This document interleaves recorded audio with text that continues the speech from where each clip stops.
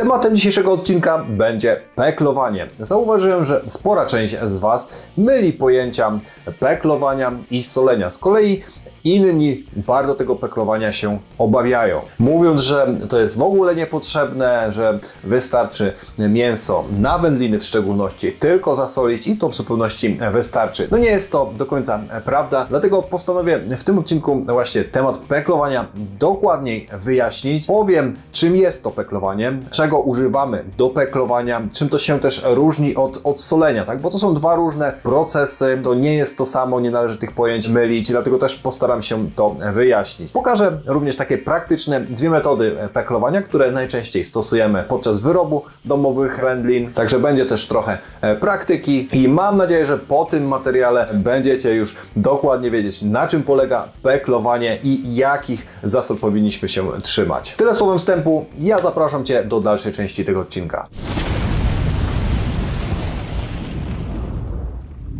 Partnerami kanału są Jelux Polska, producent jelic naturalnych oraz Chef One, producent folii i worków do zgrzewarek próżniowych. Zacznijmy od wyjaśnienia sobie tego pojęcia peklowanie. Czym tak naprawdę to peklowanie jest, tak? No bo możemy sobie wyróżnić, jak ja wspomniałem, dwa takie procesy stosowane podczas wyrobu wędlin dojrzewających, czyli peklowanie oraz solenie. No i jeżeli chodzi o peklowanie, najprościej mówiąc, jest to poddanie mięsa na działanie mieszanki peklującej poprzez peklowanie na mokro bądź na sucho, o czym powiem w dalszej części tego odcinka, czyli w skrócie mięso poddajemy działaniu mieszanki peklującej, czyli najczęściej soli oraz dodatku azotynu, sodu, czyli substancji konserwującej. A solenie to również poddanie mięsa na działanie, z tym, że tylko i wyłącznie soli. Tutaj nie ma tych substancji konserwujących, więc taka zasadnicza różnica to jest to, czego się używa do tego procesu. Do peklowania jest peklosul, czyli sól i środki konserwujące, azotyn sodu. Do solenia jest tylko i wyłącznie sól. No i co daje nam to peklowanie? Po co w ogóle peklujemy mięso i kiedy je peklujemy? Po pierwsze, robimy to, żeby zabezpieczyć bakteriologicznie nasze wyroby, czyli żeby je odpowiednio zakonserwować, żeby one się nie zepsuły, żebyśmy się nie zatruli naprawdę bardzo poważnie, w szczególności toksyną botulinową, która jest wytwarzana przez Clostridium botulinum, czyli tak zwany jad kiełbasiany, tak? Zatrucie jadem kiełbasianym, które może być nawet śmiertelne. I to jest najważniejszy powód, dlaczego powinniśmy zapeklować nasze mięso na wędliny, w szczególności takie, które będą przeznaczone do takiego, że tak powiem, dłuższego spożycia, czyli będą leżały tam tydzień, dwa i nawet i dłużej w lodówce. Jeżeli nasze wędliny chcemy zjeść szybciej, możemy po prostu użyć samej soli, nie musimy ich peklować. Także to jest pierwszy, najważniejszy powód, dlaczego peklujemy mięso i jaki daje efekt. Drugi efekt to jest barwa. Peklowane mięso ma po obróbce termicznej kolor taki fajny, różowy, czerwony, w zależności od tego, jakie mięso użyliśmy. Jeżeli byśmy tej peklosoli nie dodali, to ten kolor będzie po prostu po obróbce termicznej no po prostu szary. Tak jak widać tutaj po jednej stronie mamy mięso zapeklowane, widać, że ten kolor jest fajny, ładny, taki różowy. Po drugiej stronie z kolei mięso było tylko poddane działaniu soli i widać, że ten kolor jest bardziej taki silny, szarawy. Także to jest drugi taki efekt, który uzyskujemy podczas peklowania. No i trzeci to jest taki efekt smakowy i zapachowy. Dzięki peklowaniu uzyskujemy taki specyficzny smak i aromat peklowniczy. Ale najważniejszy jest ten pierwszy punkt, czyli zabezpieczenie bakteriologiczne. No i właśnie solenie w przeciwieństwie do peklowania nie zabezpiecza naszych wyrobów bakteriologicznie w 100%. Naprawdę musielibyśmy bardzo dużo tej soli użyć. Po prostu te wyroby byłyby niezjadliwe, żeby tam się żadne bakterie nam nie rozwinęły. Czyli jeżeli chcemy mieć bezpieczne wyroby, nie otruć się, tak? Bo może nam wyjść 1000 razy wędlina, nic się nie stanie, a 1001 coś tam się rozwinie i po prostu się zatrujemy. W najlepszym przypadku skończymy w toalecie, w najgorszym w szpitalu, więc warto zabezpieczać nasze wyroby peklosolą. Dlatego warto zabezpieczać nasze wyroby poprzez peklowanie. Wiemy, czym jest peklowanie, wiemy, jaka jest różnica między peklowaniem a soleniem, więc Teraz pokażę Ci, czym peklujemy, tak? No bo to, że do solenia używamy soli, do peklowania mieszanki peklującej, to wiemy. Ale jeżeli chodzi o peklowanie, możemy tutaj używać różnych, że tak powiem, środków. Tak więc, czym możemy zapeklować nasze mięso? I tutaj można użyć dwóch takich substancji, środków konserwujących. Chodzi tutaj o azotany bądź azotyny. To są dwie różne końcówki, tak? Azotany, czyli kiedyś używana saletra sodowa bądź potasowa. Już teraz od tego się odchodzi na rzecz właśnie azotanów, czyli peklosoli. Inaczej nitryt E250 oznaczany i tego właśnie najczęściej się obecnie używa do peklowania. A bardziej peklosoli, czyli tej mieszanki soli i tego właśnie azotanu. W proporcji tam jest dosłownie mikro ilość jakieś, mamy 99,6,4 to jest procenta, to jest sól i 0,4 bądź 0,6% to jest właśnie ta substancja konserwująca. I taką gotową mieszankę właśnie teraz się sprzedaje z tego względu, że wcześniej ludzie oporowo sypali tej saletry, robili własne mieszanki, gdzie bardzo często tych substancji konserwujących było aż za dużo i po prostu no, wyroby były, może i były bardzo bezpieczne, ale też toksyczne, bo te substancje w nadmiarze są szkodliwe. I jeszcze takie wyjaśnienie, czym się w ogóle różnią te azotyny od azotanów. W skrócie i bez takich jakichś chemicznych tutaj wstawek, azotany w mięsie po prostu przereagowują, czyli przemieniają się w azotyny, czyli one potrzebują trochę czasu, tam działają sobie bakterie denitryfikujące i te azotany przereagowują w azotyn, czyli nawet dodając azotyny, saletrę, w końcowym wyrobie i tak otrzymujemy ten azotyn, czyli konserwant, który dodajemy w postaci peklosoli. Tak? To tak naprawdę to jest jedno i to samo, tylko dodając saletrę ten proces jest dłuższy. Tak? Musimy poczekać trochę więcej, zanim to mięso się zapekluje. Dlatego polecam używać jak najbardziej peklosoli, nie saletrę. Saletrę ewentualnie można używać podczas wyrobów dojrzewających, które one naprawdę długo dojrzewają i ten proces jest wydłużony. Tam te bakterie mają czas, żeby rozłożyć właśnie te azotany na azotyny. No i to mięso dzięki temu się odpowiednio zapekluje, zabezpieczy. Jeżeli interesuje Cię ten temat i chcesz go zgłębić naprawdę tak szczegółowo, to zapraszam Cię do mojej Akademii Mięsa. Tam mam taki krótki kurs na ten temat nagrany o peklowaniu i soleniu, gdzie naprawdę szczegółowo wszystko wyjaśniłem, jak to wygląda, jakie zachodzą te procesy. Poświęciłem naprawdę dużo czasu, żeby zbadać ten temat. Także jeżeli to Cię interesuje, to link masz na dole pod tym filmem. No dobra, wiemy, że do zapeklowania potrzebne są azotany bądź azotyny, no ale wspomniałem też, że w nadmiarze one są szkodliwe i toksyczne, więc dlaczego powinniśmy w ogóle używać tych azotynów bądź azotanów, w ogóle konserwantów, tak? Bo się potrujemy. No nie do końca. Po to właśnie jest peklosól i ta peklosól w ogóle jest mieszana tylko w kilku zakładach w Polsce i kupujemy gotową mieszankę, żeby najprościej mówiąc nie przedobrzyć, nie dać za dużo tych konserwantów, tak? Nie mieszać tego samemu, więc tam są znikome ilości. Druga sprawa to jest to, że w warzywach, w wodzie, w ziemi, w glebie są spotykane azotany, czyli ta pierwotna wersja, tak? Saletra, to co tam mówiłem w skrócie, saletra potasowa, saletra sodowa.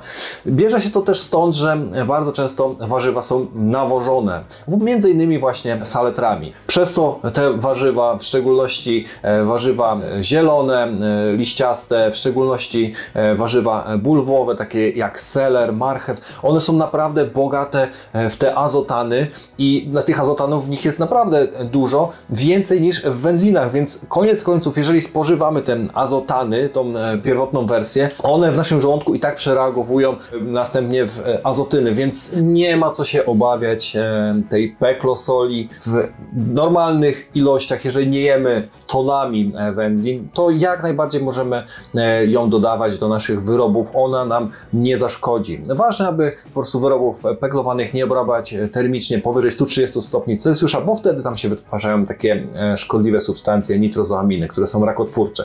Ale jeżeli jemy je na zimno, to bez obaw. Więcej tych azotanów, tej drugiej wersji konserwantów spożywamy jedząc właśnie warzywa, dlatego nie obawiałbym się tego. No i taką ciekawostkę mogę rzucić.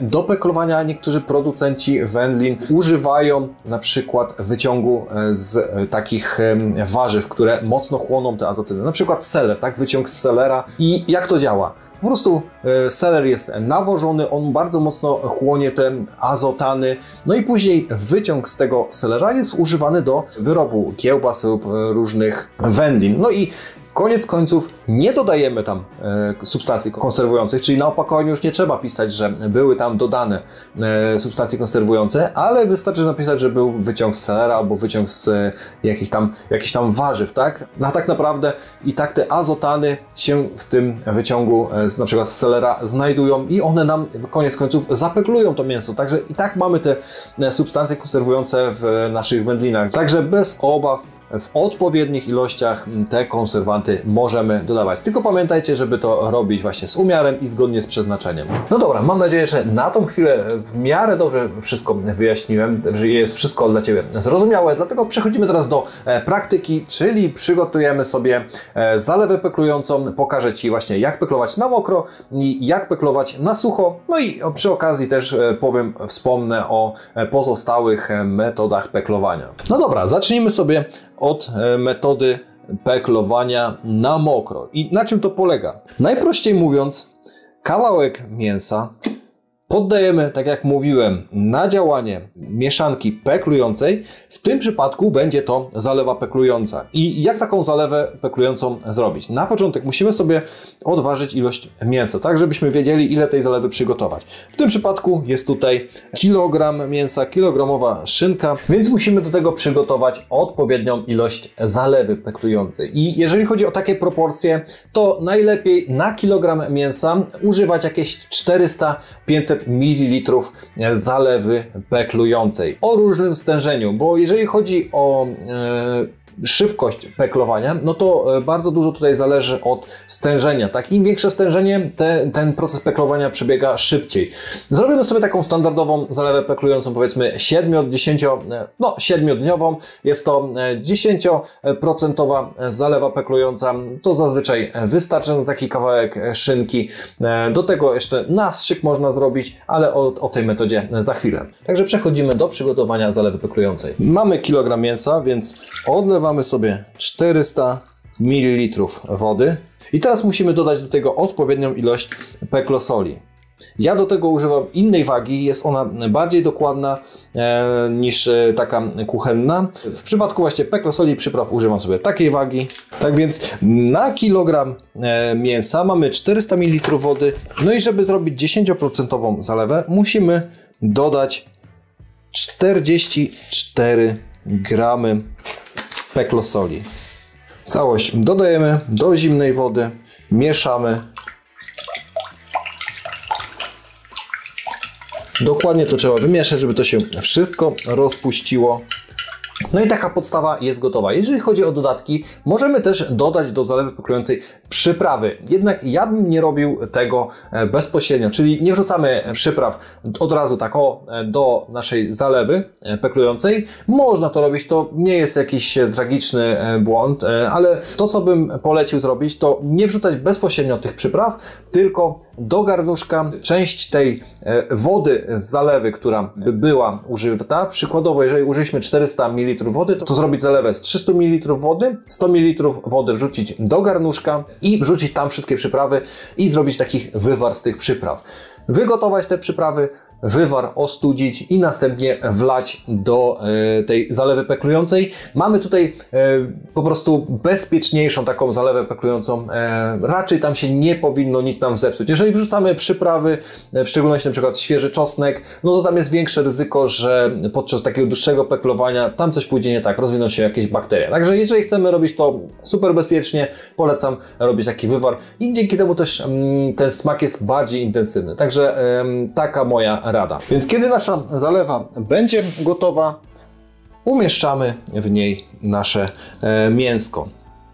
I teraz ważne jest, aby mięso w ogóle nam nie wystawało. Jeżeli coś się zadzieje, że to mięso nam wystaje, to nie polecam dolewać solanki bądź zalewy peklującej, bo po prostu to mięso będzie bardziej słone. To, co możemy zrobić, to wziąć jakiś węższy pojemnik, dzięki czemu ten poziom wody się podniesie, bądź wrzucić obok jakąś sterylną rzecz, która ma większą objętość, dzięki czemu podniesie poziom tej wody, tak? No tutaj w tym przypadku trzeba trochę właśnie to podnieść, albo wymienić pojemnik, bo to mięsko delikatnie wystaje, a ono musi być całe zanurzone. No jeżeli chodzi o peklowanie na mokro, no tutaj mamy jeszcze jedną taką wersję, czyli peklowanie na mokro z nastrzykiem. I proces wygląda tak samo, tylko na koniec dodajemy jeden krok. I tym krokiem jest nastrzyknięcie taką oto strzykawką mięsa, tą samą zalewą peklującą, w której się pekluje mięso. Czyli pobieramy część zalewy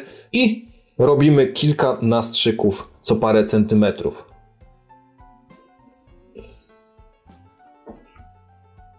No i tak wygląda ten proces tutaj, niczym się nie różni, a dzięki temu, że nastrzyknęliśmy to mięso, ta zalewa dużo szybciej wnika w głąb mięsa i penetruje cały ten kawałek. No i takie działanie przyspiesza właśnie proces peklowania nawet o kilka dni. I nie mylić tego z jakimś dziwnym szprycowaniem mięsa, wędliny, nie wiadomo czym. To samo możemy robić podczas solankowania. Jeżeli na przykład chcemy sobie ugrillować jakiś duży kawałek mięcha, nie mamy czasu, no to bierzemy strzykawę, solankę wstrzykujemy i ten proces jest dużo szybszy. Nie musimy czekać, aż ta sól wniknie samoistnie właśnie w głąb mięsa. Metoda na mokro wiemy jak zrobić, więc teraz jeszcze pokrótce pokażę metodę na sucho. Jeżeli chodzi o peklowanie na sucho, no to to peklowanie najczęściej stosujemy do robienia na przykład wędlin długo dojrzewających, które będą i tak później odwadniane. Będziemy pozbywać się nadmiaru tej wody, dlatego tam nie ma sensu używać peklowania na mokro, więc stosujemy peklowanie na sucho. No i oczywiście do wyrobu kiełbas, gdzie kroimy mięso na małe kawałeczki, następnie zasypujemy je solą i peklujemy. Czyli ważymy sobie mięso, przygotowujemy odpowiednią ilość peklosoli, w tym przypadku od 16 do 20, a nawet do 30 g peklosoli na kilogram mięsa, w zależności od przepisu. Jeżeli są wyroby dojrzewające, więcej, nawet do 30. W przypadku takich szynek jakichś bądź kiełbas, które będziemy obrabiać później termicznie, no to te 16 g na kilogram mięsa w zupełności wystarczy. W przypadku mięsa na kiełbas jest to bardzo proste. Pokrojone kawałki mieszamy z peklosolą dokładnie, nacieramy całość, odstawiamy do lodówki w temperaturę 5 stopni. To jest ogólnie ważna informacja. Mięso peklujemy w temperaturze najlepiej między 4 a 6 stopni Celsjusza. Robimy to w warunkach chłodniczych, nie w temperaturze pokojowej. No i po takich 24-48 godzinach mięso na kiełbasy jest zapeklowane. Jeżeli chodzi o proces peklowania na sucho takich wędlin, no to możemy zrobić go na dwa sposoby. Duży kawałek mięsa dokładnie nacieramy w całości peklosolą, odpowiednią ilością peklosoli, następnie pakujemy go próżniowo. Czyli zamykamy go w takich woreczkach moletowanych, a do pakowania próżniowego polecam worki próżniowe z firmy Chef One. Idealnie się do tego nadają. Są to jedne z grubszych worków na rynku, a zarazem cena jedna z niższych. Także naprawdę polecam zarówno do pakowania gotowych wyrobów, jak i do właśnie takiego przygotowywania naszych wędlin. No i tak zapakowany schabik w tym przypadku, bądź jakiś inny kawałek mięsa wrzucamy do lodówki. I tutaj ten czas jest nieco dłuższy niż w przypadku takiego zmielonego mięsa, bo tutaj zmielonego czy pokrojonego, bo tutaj ta sól i peklosól potrzebuje więcej, żeby wniknąć w głąb mięsa, więc w przypadku takiego schabu powiedziałbym, że to jest nawet około 10 dni. Duża karkówka, powiedziałbym, że to jest nawet 2 tygodnie, te 14 dni. Jakiś cienki boczek, może 7 dni wystarczy. Lepiej ten czas nieco wydłużyć niż trzymać za krótko, bo będzie po prostu ten środek niedopeklowany i to mięso będzie mogło nam się zepsuć. Nie da rady przepeklować mięsa, więc jeżeli poleży parę dni dłużej, to nic się z nim nie stanie. No i jeszcze jest druga opcja, jeżeli nie posiadamy pakowarki próżniowej. Możemy to zrobić w takich woreczkach strunowych, wrzucić tutaj kawałek mięsa, pozbyć się nadmiaru powietrza i go zamknąć co jakiś czas, rozmasowując, żeby ta sól tam wnikała. I inny sposób, po prostu zasypać tą peklosolą w pojemniku, też to jest jakaś opcja. Po prostu takie pakowanie w workach próżniowych i peklowanie w nich zabiera mniej miejsca, nie trzeba jakichś tam pojemników trzymać w lodówce. No i po drugie, tam nie ma, raczej nam się nie dostaną jakieś bakterie, tak jak to może być w jakimś pojemniku, że po prostu tam się coś przypadkiem dostało. Tak więc podsumowując, peklowanie to nie solankowanie czy też solenie, to są dwa różne procesy. Peklujemy wyroby, które chcemy, żeby były bardziej trwałe, żeby były odpowiednio zabezpieczone bakteriologicznie, żeby poleżały kilka tygodni nawet, a w przypadku wędlin dojrzewających miesięcy w lodówce bądź nawet w warunkach takich pokojowych. Jeżeli nasze wędliny zjemy w miarę szybko, możemy użyć soli. Nie jest to konieczne, żeby te wszystkie wędliny były zapeklowane.